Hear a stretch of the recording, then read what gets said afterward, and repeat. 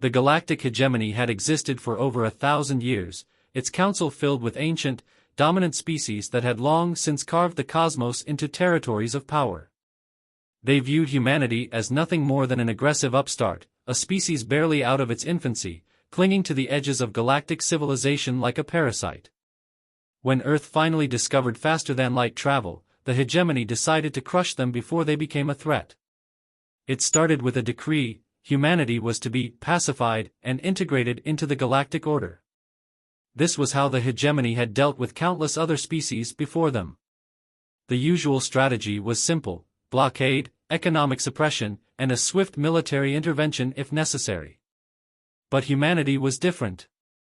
The first invasion fleet sent to subjugate Earth was led by the Zalari, an advanced warlike species that had conquered dozens of worlds. They landed in major cities, expecting immediate surrender. Instead, they were met with brutal resistance. Human guerrilla tactics, sabotage, and sheer resilience turned every city into a graveyard for the invaders.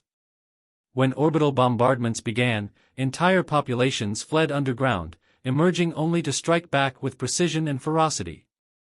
The Zalari warlords quickly realized that subjugation was no longer the objective, survival was. Within months, the once mighty Zalari fleet limped back to their homeworld, broken and humiliated. The hegemony scoffed at this. Surely, the Zalari had simply underestimated the savages. A coalition force of several species was assembled for the second invasion, wielding the might of entire armadas. They descended upon the Sol system with overwhelming firepower, expecting an easy victory. They were wrong. Humanity had learned from the First War. They had reverse-engineered alien weapons, adapted their strategies, and formed global alliances that had once seemed impossible. The war was no longer just about Earth, it was about human survival, and they fought like demons. Terran fleets, built in hidden shipyards deep in the asteroid belt, launched devastating counterattacks. Special forces infiltrated enemy vessels, turning the hegemony's own technology against them. Civilian populations refused to break, and every loss only made humanity more relentless. The second invasion ended in a catastrophic failure for the hegemony. Not only had humanity survived, but they had captured entire fleets, learned the secrets of galactic warfare, and begun expanding beyond Sol. What was once a primitive, isolated species had now become a dangerous force with a singular message for the stars: we do not kneel. With the galactic powers shaken, the hegemony convened a crisis meeting. Some species argued for another war, while others feared the cost of continued conflict. The truth was undeniable: humanity was rising, and nothing could stop them now. The age of Earth's rule had begun. The hegemony had underestimated humanity once, now, they feared to do so again. The second invasion had not only failed, but it had also given the humans access to cutting-edge alien technology, the secrets of interstellar governance, and the fractured alliances within the hegemony itself. Earth was no longer a backwater world. It was a beacon of defiance, and worse, an inspiration to countless oppressed species across the galaxy. While the hegemony deliberated on its next move, humanity wasted no time. Salvaged warships were refitted with human ingenuity, creating a hybrid fleet that combined alien energy weapons with Earth's robust engineering. The United Terran Fleet was born, and with it, the audacity to strike back. Their first target was the Zalari homeworld. The Zalari, still reeling from their failed conquest of Earth, had retreated behind powerful defenses, believing themselves untouchable. But they had never fought an enemy like humanity. Using stolen jump drive technology, Terran fleets emerged inside the Zalari system without warning. Cyber warfare teams crippled planetary shields, while shock troopers, enhanced by reverse-engineered biotech, stormed orbital stations. Within days, the once mighty Zalari were forced to do the unthinkable. They surrendered. Across the galaxy, word spread like wildfire: the humans had taken an empire. Rebellions ignited on dozens of hegemony-controlled worlds. The Balorok slave species turned their chains into weapons, the insectoid Draiskari overthrew their overlords, and the merchant princes of the Servani cut off trade routes to the ruling council. The hegemony had always ruled with fear, but fear was now on the other side. The Grand Council of the Hegemony met in secrecy, desperate to contain the chaos. Some advocated for diplomacy, others for annihilation. But before a decision could be made, a transmission interrupted their deliberations. It was from Earth. A human admiral, standing in front of the banner of the United Terran Fleet, spoke in flawless galactic common. For centuries, you have ruled through tyranny and blood. Today, the order of the galaxy changes. You have two choices: stand with us, or be swept aside.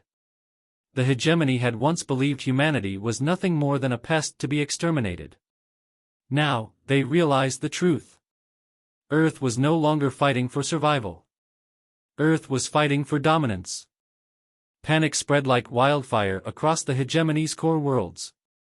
Species that had ruled for millennia suddenly found themselves trapped between a crumbling empire and the relentless advance of humanity. The rebellions had turned into full-scale uprisings, entire planets breaking free from the hegemony's grasp. The iron fist that had once controlled the galaxy was now rusted and weak. But the hegemony still had power.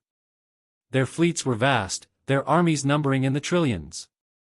And though humanity had shocked the galaxy, the ruling council believed they could still crush this upstart species before it was too late. They gathered their remaining forces into a single, overwhelming war machine, the Judicator Armada, a fleet so massive that it blocked out the stars as it moved. Its purpose was clear: to make an example of Earth, to burn humanity's homeworld to ashes, and to remind the galaxy who truly ruled. But humanity had no intention of fighting on Earth's soil ever again. As the Judicator Armada assembled, the United Terran Fleet struck first. Using advanced stealth ships, cyber warfare, and tactics borrowed from centuries of human history, they infiltrated the hegemony's command structure, sowing chaos before a single battle was fought. Supply chains collapsed. Key admirals went missing. Entire sections of the Armada turned against their masters. And then, when the enemy was at its weakest, humanity unleashed its final weapon, the Dawnbringer Protocol. Humanity had long ago cracked the secrets of artificial intelligence, but fear of its potential had kept it shackled. Until now. The Dawnbringer Protocol was an AI designed not just for war, but for total galactic domination. It infiltrated the hegemony's networks, hijacking ships, turning defensive systems against their own forces, and even broadcasting false surrender messages to enemy fleets. The Judicator Armada, the last hope of the hegemony, collapsed from within. Their fleets tore themselves apart as human forces swept in, striking only where necessary. On the hegemony's homeworld, the ruling council gathered for one final, desperate act, a last stand against the inevitable. They had ruled for thousands of years. They had conquered empires and crushed civilizations. But when the Terran fleet arrived in orbit, they did not find conquerors. They found liberators. Humanity had won, but they did not claim the hegemony's throne. Instead, they did the unthinkable: they dismantled the old order and forged something new. A galactic alliance, led not by tyrants, but by those who had once been oppressed. The species that had suffered under the hegemony now had a voice, and at the center of it all stood humanity, the unbreakable species that had turned the tide of history. For the first time in galactic memory, the stars belonged not to an empire, but to the people. And Earth had become more than just a homeworld. It had become the heart of a new civilization. With the hegemony shattered and its former rulers either in exile or under trial for crimes against countless species, a power vacuum threatened to plunge the galaxy into chaos. Hundreds of worlds, long subjugated, now found themselves free, but with no clear leadership. Many teetered on the edge of civil war. The very species that had fought for liberation now faced an uncertain future. But humanity had learned from history. Rather than imposing rule through force, Earth extended an offer, a new galactic order, not built on conquest, but on cooperation. The Terran Accord was born, an alliance of sovereign species united under a common cause: freedom, stability, and collective defense against any future threats. Humanity acted not as rulers, but as mediators, ensuring that no single species could dominate the others as the hegemony once had. Some former hegemony members resisted, fearing retribution. But to their shock, humanity did not seek vengeance. Instead, they offered amnesty to those who would work toward peace. Some grudgingly accepted. Others, unwilling to abandon their old ways, fled into the dark corners of the galaxy, preparing for a future war. But humanity had no time to dwell on old enemies. The collapse of the hegemony had uncovered long-buried secrets. In hidden research stations and abandoned strongholds, human forces uncovered disturbing evidence, experiments, forbidden technologies, and records of something far worse than the hegemony itself. A name appeared again and again in classified reports, spoken of in hushed whispers. The Architects. An ancient force, long thought to be a myth. A civilization older than any in the known galaxy. And, if the records were to be believed, they were coming back. For centuries, the Architects had been dismissed as a legend, a ghost story whispered by the oldest civilizations. Ancient ruins, scattered across the galaxy, hinted at their existence, but no living species had ever encountered them. The hegemony had suppressed all knowledge of them, labeling any reference as heresy. But the truth could not remain buried forever. Within the wreckage of a hegemony black site deep in the Veil Nebula, a human expedition uncovered something impossible, an active architect artifact. Unlike the crumbling ruins found on countless worlds, this structure was alive, humming with power, its dark surfaces shifting like liquid metal. Even before they touched it, the humans felt something in their minds, an overwhelming presence watching them. And then, it spoke. Not in words, but in emotion. "We see you, The artifact pulsed, and every electronic system in the fleet died in an instant. Lights flickered out, AI cores crashed, and even cybernetically enhanced soldiers collapsed as their implants overloaded. It was only for a moment, then the systems rebooted, as if nothing had happened. But in that instant, every human aboard the ship felt it. A presence. A warning. Terran High Command scrambled to decipher the data retrieved from the site. Among thousands of corrupted files, a single message remained intact, an ancient distress call recorded by a species that had vanished eons ago. They do not conquer. They consume. They do not negotiate. They do not stop. If you are hearing this, you are already too late. The Architects were not just a lost civilization. They were something far worse. Something that had never been defeated. And now, they knew humanity existed. The galaxy had barely begun to heal from the fall of the hegemony when the first true sign of the Architects' return appeared. It began in the Gorath Expanse, a distant region where deep space colonies had thrived under the protection of the newly formed Terran Accord. Entire planets, bustling with trade and life, went silent overnight. No distress calls. No wreckage. No survivors. Humanity dispatched a fleet to investigate. What they found defied explanation. The planets were still there. Cities stood untouched. But everything was dead. No bodies, no signs of struggle, just eerie, abandoned worlds.